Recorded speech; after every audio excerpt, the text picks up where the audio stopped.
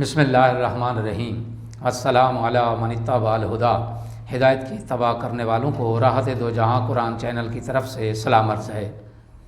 تمام تعریفیں اس پروردگار کے لیے ہیں جو تمام مخلوق کا رازق ہے۔ لاکھوں درود و سلام ہوں محمد و آل محمد پر۔ سامعین کرام، صاحبان ایمان، ہمارے آج کے سبق کا موضوع ہے سورہ بقرہ کی آیت نمبر 280۔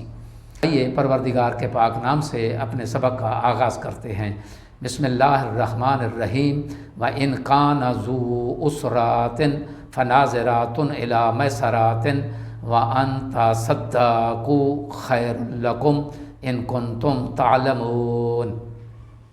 ترجمہ: اور تمہارا قرض دار اگر تنگ دست ہو تو گنجائش تک مہلت دو، اور اگر سمجھو تو معاف کر دینا ہی تمہارے لیے بہتر ہے۔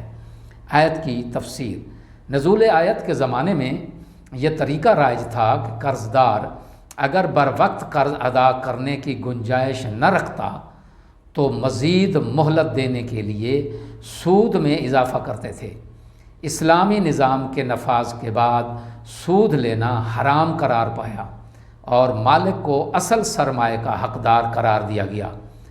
اب اگر قرض دار قرض کی ادائیگی پر قادر نہ ہو تو گنجائش ہونے تک مہلت دی جائے گی، اور اس مہلت کے عوض قرض پر کسی چیز کا اضافہ نہیں کیا جائے گا۔ دوسرے جملے سے تو اشارہ ملتا ہے کہ اسلامی مہر و محبت سے لبریز قرآنی معاشرے کا رکن بننے کی صورت میں قرضوں کو معاف کر دیا جائے۔ اس میں معاف کرنے والے سمیت سب کی بہتری ہے، بشرطے کہ لوگ اس بہتری کی حقیقت کو سمجھیں۔ اس صورت میں سودی کاروبار، جو کہ ایک فاسد عمل ہے اور معاشرے کے لیے زہر قاتل تھا، ایک نیک عمل میں بدل جاتا ہے جو معاشرے کے لیے خیر و برکت کا باعث ہے۔ اس آیت میں بیان ہونے والا اہم نقطہ ایک ہی ہے، اور وہ یہ کہ قرآنی معاشرے کا تقاضا یہ ہے کہ اگر مقروض مقرر مدت میں قرض ادا نہ کر سکے تو اسے معاف کر دیا جائے، یا کم از کم اسے مہلت ضرور دی جائے۔ دعا ہے کہ خداوند عالم ہمیں اپنے مقروض لوگوں کو معاف کرنے کی توفیق عطا فرمائے۔